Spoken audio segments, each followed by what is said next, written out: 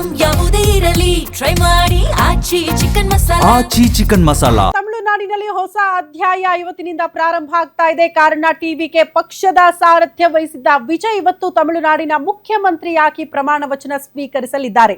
ಸತತವಾಗಿ ಫಲಿತಾಂಶ ಬಂದ ಬಳಿಕ ಕೂಡ ಆಗಿರುವ ಹೈಡ್ರಾಮಾಗಳಿಗೆ ಆ ಮೂಲಕ ಫುಲ್ ಸ್ಟಾಪ್ ಬೀಳುವಂತಹ ಸಮಯ ಹೇಗಿರಲಿದೆ ಗೊತ್ತಾ? ದಳಪತಿಯವರ ಕ್ಯಾಬಿನೆಟ್ ಟಿವಿಕೆಯಲ್ಲಿ ಯುವಕರು, ಮಹಿಳೆಯರು, ದಲಿತರು ಸ್ಥಾನವನ್ನ ಪಡೆದುಕೊಳ್ಳಲಿದ್ದಾರೆ. ಅಲ್ಪಸಂಖ್ಯಾತರಿಗೆ ಹೆಚ್ಚಿನ ಪ್ರಾತಿನಿಧ್ಯ ಸಿಗುವ ಸಾಧ್ಯತೆ ಇದೆ.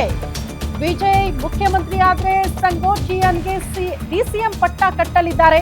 ಕನ್ನಡಿಗ ಸುನಿಲ್ ಆನಂದ್ಗೂ ಕೂಡ ಪ್ರಮುಖ ಖಾತೆಯನ್ನ ನೀಡಿದ್ದಾರೆ. ಇವರು ಕರ್ನಾಟಕದವರು. ಕಾಂಗ್ರೆಸ್ನ ಇಬ್ಬರು ಶಾಸಕರಿಗೆ ಕ್ಯಾಬಿನೆಟ್ನಲ್ಲಿ ಸ್ಥಾನಮಾನ ಪಕ್ಕ.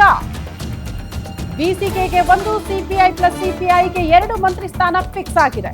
ಪಕ್ಷದ ಮೂಲಗಳ ಪ್ರಕಾರ ಸಂಭಾವ್ಯ ಸಚಿವರ ಬಗ್ಗೆ ಮಾಹಿತಿ ಸಿಗ್ತಾ ಇದೆ. ಹೇಗಿರಬಹುದು ದಳಪತಿ ವಿಜಯ್ ಅವರ ಕ್ಯಾಬಿನೆಟ್? ಯಾರೆಲ್ಲ ಸಚಿವರಾಗ್ತಿದ್ದಾರೆ? ಸಚಿವರಾದ ಬಳಿಕ ಯಾವ ಖಾತೆಯನ್ನ ಸಚಿವರಿಗೆ ಕೊಡ್ತಾರೆ ಎನ್ನುವಂತಹ ವಿಚಾರಗಳು ಚರ್ಚೆ ಆಗ್ತಾ ಇದೆ.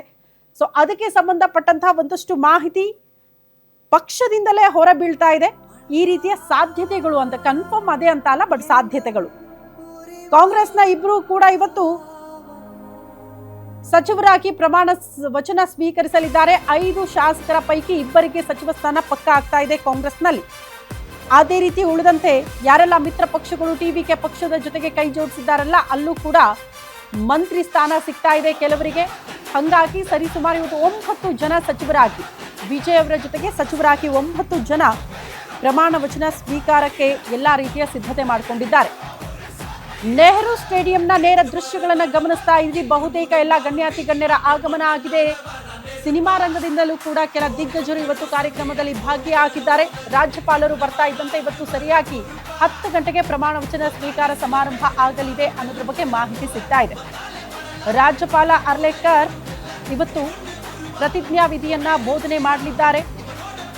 ಅದಕ್ಕೆ ಬೇಕಾಗಿರುವ ಸಿದ್ಧತೆ, ಭದ್ರತೆ ಎಲ್ಲವೂ ಆಗಿದೆ. ಅದರ ಜೊತೆಗೆ ಸಂಭ್ರಮ ಕೂಡ ನೋಡೋದಕ್ಕೆ ಸಿಗ್ತಾ ಇದೆ ನೆಹರು ಸ್ಟೇಡಿಯಂನಲ್ಲಿ. ಜಸ್ಟ್ ನೆಹರು ಸ್ಟೇಡಿಯಂನಲ್ಲಿ ಮಾತ್ರ ಅಲ್ಲ, ಇಲ್ಲೆಲ್ಲ ಯಾರೆಲ್ಲ ಆಹ್ವಾನಿತರು ಇರ್ತಾರೋ ಅವರಿಗೆ ಮಾತ್ರ ಅವಕಾಶ ಇರುತ್ತೆ ಒಳಗಡೆ ಕೂರೋದಕ್ಕೆ. ಅದರ ಆಚೆಗೂ ಕೂಡ ಇಡೀ ತಮಿಳುನಾಡಿನಲ್ಲಿ ಟಿವಿಕೆ ಕಾರ್ಯಕರ್ತರ ಸಂಭ್ರಮ, ಜೊತೆಗೆ ತಮಿಳುನಾಡಿನ ಜನ ಇವತ್ತು ಸಂಭ್ರಮಿಸಿದ್ದಾರೆ. ಕಾರಣ ತಮ್ಮ ಮತಗಳಿಗೆ ಸಿಕ್ಕಿರುವ ಬೆಲೆ, ಅವರ ನಿರ್ಧಾರಕ್ಕೆ ಸಿಕ್ಕಿರುವ ಬೆಲೆ, ಮುಖ್ಯಮಂತ್ರಿ ಪಟ್ಟದಲ್ಲಿ ವಿಜಯ್ ಕೂರ್ಲೇಬೇಕು ಅನ್ನುವಂತಹ ಇಂಗಿತ ಏನು ಮತದಾರರಿತ್ತು ಅದು ನಿಜ ಆಗ್ತಾ ಇರುವಂತಹ ದಿನ. ಹಂಗಾಗಿ ತಮಿಳುನಾಡಿನಾದ್ಯಂತ ಆ ಸಂಭ್ರಮ ನೋಡೋದಕ್ಕೆ ಸಿಗ್ತಾ ಇದೆ.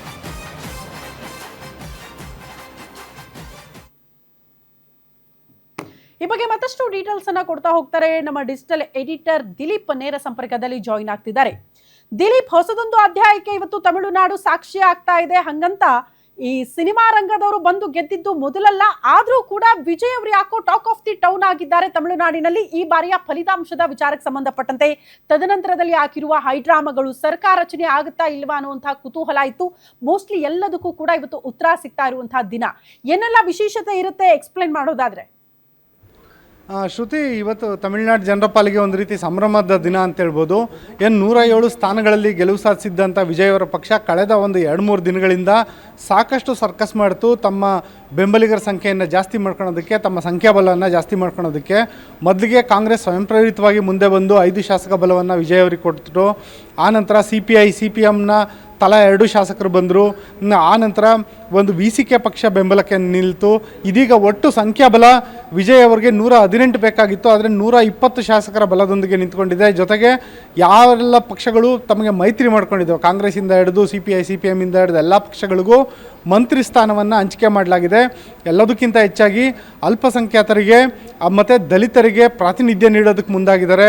ಮಹಿಳೆಯರಿಗೆ ಮತ್ತು ಯುವಕರಿಗೆ ಪ್ರಾತಿನಿಧ್ಯ ನೀಡೋದಕ್ಕೆ ಮುಂದಾಗಿದ್ದಾರೆ ಸಂಪುಟದಲ್ಲಿ. ಈ ರೀತಿಯಾಗಿ ಒಂದು ರೀತಿಯಾಗಿ ಅವರ ಸಚಿವ ಸಂಪುಟ ಈ ಹಿಂದಿನ ಎಲ್ಲ ಸರ್ಕಾರಗಳಿಗಿಂತ ವಿಭಿನ್ನವಾಗಿರುತ್ತೆ ಅಂತೇಳ್ಬಿಟ್ಟು ವಿಜಯ್ ಅವರು ಬಿಂಬಿಸೋದಕ್ಕೆ ಮುಂದಾಗಿದ್ದಾರೆ. ಇದೆಲ್ಲ ಒಂದು ಕಡೆ ಆದರೆ, ಏನೊಂದು ಚೆನ್ನೈನ ನೆಹರು ಸ್ಟೇಡಿಯಮಲ್ಲಿ ನಡೀತಾ ಇದೆ ಈ ಒಂದು ಪದಗ್ರಹಣ ಸಮಾರಂಭದ ನೇರ ಪ್ರಸಾರ. ಆ ನೇರ ಪ್ರಸಾರ ದೃಶ್ಯಗಳನ್ನು ನೋಡೋದಕ್ಕೆ ಅತ್ಯಂತ ವೈಭವಯುತವಾಗಿದೆ. ಏನು ತಮಿಳು ಚಿತ್ರರಂಗದ ಪ್ರಮುಖ ನಟ ನಟಿಯರು ಮತ್ತು ದಕ್ಷಿಣ ಭಾರತದ ಹಲವು ಚಿತ್ರರಂಗಗಳ ಪ್ರಮುಖರು ಕೂಡ ಈ ಒಂದು ಪದಗ್ರಹಣ ಸಮಾರಂಭದಲ್ಲಿ ಭಾಗಿಯಾಗಿದ್ದಾರೆ. ಎಲ್ಲದಕ್ಕಿಂತ ಹೆಚ್ಚಾಗಿ ಹೈಲೈಟ್ ಆಗ್ತಿರೋದು ತ್ರಿಷಾ ಅವರು ಅಂತ ಹೇಳ್ಬೋದು. ಇನ್ನು ಇಲ್ಲಿ ಯಾರ ಅನುಪಸ್ಥಿತಿ ಕಾಡ್ತಿದೆ ಅಂತೇಳ್ಬಿಟ್ಟು ನೋಡೋದಾದರೆ, DMK ಮತ್ತು AIDMK ನಾಯಕರ ಅನುಪಸ್ಥಿತಿ ಕಾಡ್ತಾ ಇದೆ. ಏನೊಂದು ತಮಿಳು ಚಿತ್ರರಂಗ ಇರ್ಬೋದು, ಬೇರೆ ಬೇರೆ ಚಿತ್ರರಂಗದ ನಾಯಕರು ಇದರಲ್ಲಿ ಕಂಗೊಳಿಸ್ತಾ ಇದ್ದರೆ, ಇಲ್ಲೆಲ್ಲೂ ಕೂಡ ಈ ಹಿಂದೆ ಆಡಳಿತ ನಡೆಸಿದಂಥ DMK, ಅದ್ರ ಹಿಂದೆ ಆಡಳಿತ ನಡೆಸಿದಂಥ AIDMK ಎರಡೂ ಪಕ್ಷಗಳ ನಾಯಕರಾಗಲಿ ಕಾರ್ಯಕರ್ತರಾಗಲಿ ಯಾರೂ ಕೂಡ ಕಂಡು ಬರ್ತಾ ಇಲ್ಲ. ಇನ್ನು ಯಾವುದೇ ಒಂದು CM ಅವರ ಪದಗ್ರಹಣ ಸಮಾರಂಭಕ್ಕೆ ಒಂದು ಪ್ರೋಟೋಕಾಲ್ ಇರುತ್ತೆ.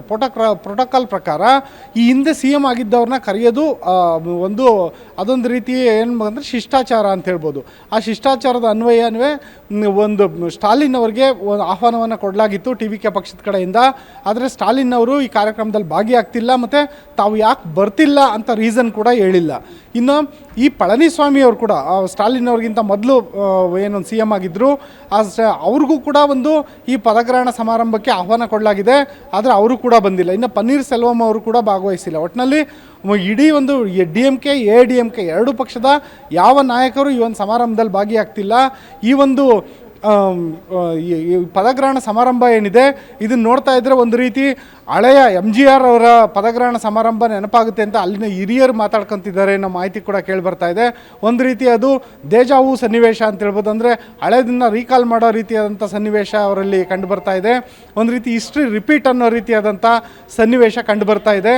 ಒಟ್ಟಿನಲ್ಲಿ ಈ ಒಂದು ಕಲರ್ಫುಲ್ ಸಮಾರಂಭ ಏನಿದೆ, ಇನ್ನೇನು ಕೆಲವೇ ಕ್ಷಣಗಳಲ್ಲಿ ವಿಜಯ್ ಅವರ ಪದಗ್ರಹಣ ಆಗುತ್ತೆ. ಜೊತೆಗೆ ಒಂದು ಹೊಸ ರಾಜಕೀಯ ಅಧ್ಯಾಯವನ್ನು ಆರಂಭಿಸಲಿದ್ದಾರೆ.